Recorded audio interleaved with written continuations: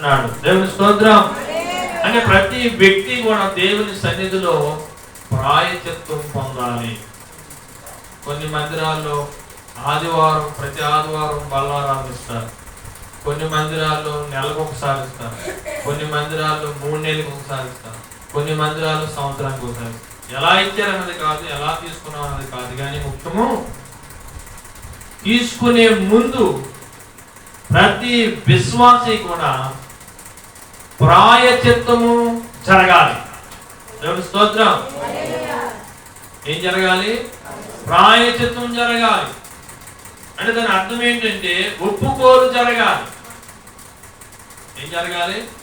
ఒప్పుకోలు జరగాలి. వారం అంతా వాడుకున్నాం కిరాణా, వారం నాడు కట్టాలి. కడితే మరలా ఏమైంది? ఇంకా ఆయనకి మనకి ఏమి రుణము లేదు. ఇప్పుడు మరలా కొత్త వారం వాడుకోవడానికి మరలా రుణం ఇస్తాడు. అంటే పాత బాకీల నుంచి మరలా కొత్తగా ఏమంటే ఇస్తాడా? ఇవ్వడు.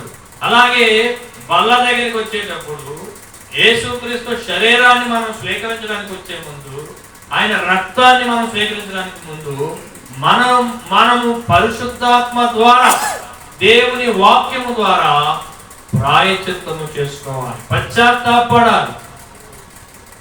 పశ్చాత్తాపడి ప్రభువా ఇదిగో ఈ వారం అంతా కూడా నేను అనేక రకాలుగా మలినమయ్యాను.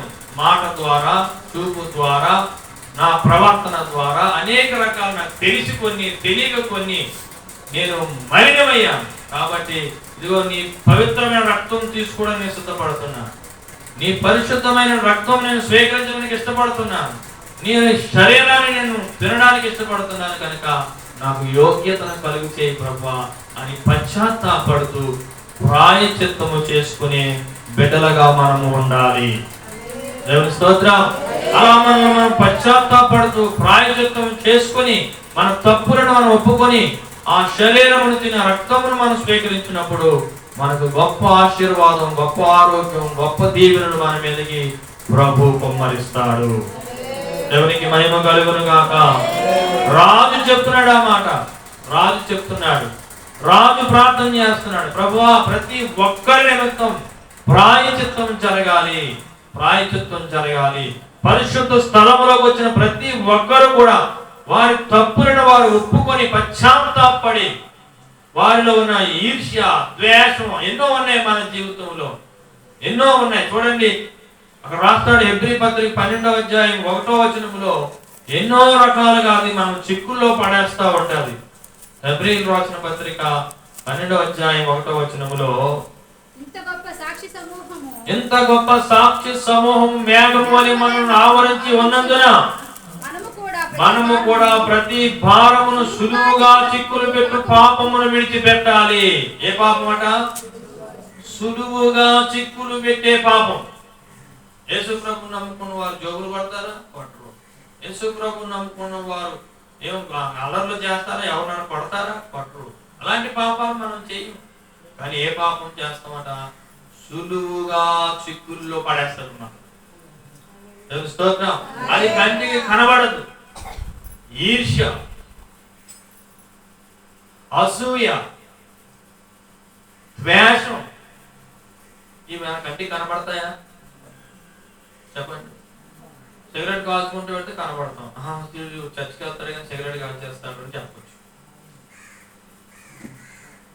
సినిమాకి వెళ్తా ఉంటే ఆ దియాడలో కనపడితే ఫాస్ట్ గా దొంగసారి సినిమాకి వెళ్తున్నాడు రా అనుకోవచ్చు, కనపడుతుంది. పాల్ షాప్ దగ్గరికి వెళ్ళి మందు పార్టీలో ఉంటే మందు తాగుతున్నాడు, చర్చికి వస్తున్నాడు, మందు తాగుతున్నాడు కనపడుతుంది. కానీ ఈర్ష్య, భార్య భర్తలు బండి మీద పోతామని చూస్తే ఈర్ష్య, లేదంటే కొత్త కారు కొనుక్కుంటే మనకి ఈర్ష్య వస్తుంది. తెలియకుండానే మనకు లేనిది వాళ్ళకి ఉండడమా అనే ఈర్ష్య. అది కనబడుతుందా? కనిపిస్తుందా? ద్వేషం, పైకి బాగానే మాట్లాడుతుంది కానీ లోపల ఏముంది? చాలా ద్వేషం ఉంది. అది కనబడుతుందా? చెప్పండి. అసూయ, ద్వేషం, పగ, కుట్ర, కుయుక్తులు, ఇవి పైకి కనిపించేవి కావు. అది మనం సులువుగా పడేస్తుంది. ఇది ఎవరిలో లేదంటే అన్నం, మాంసం, ఉప్పు, కారం తిన వాళ్ళు అందరిలో ఇది ఉంది. ఈర్ష్య, ద్వేషం, అసూయ ఇవన్నీ అందరిలో ఉంటాయి. వాటిని మనం జయించగలగాలి. దేవుని స్తోత్రం, హల్లెలూయా. ఎందుకంటే దేవుని వాక్యము మనకి నేర్పిస్తుంది. దేవుని వాక్యము దేవుని సేవకుల ద్వారా బోధిస్తుంది. ఈర్ష్య ఉండకూడదు, ద్వేషం ఉండకూడదు, అసూయ ఉండకూడదు.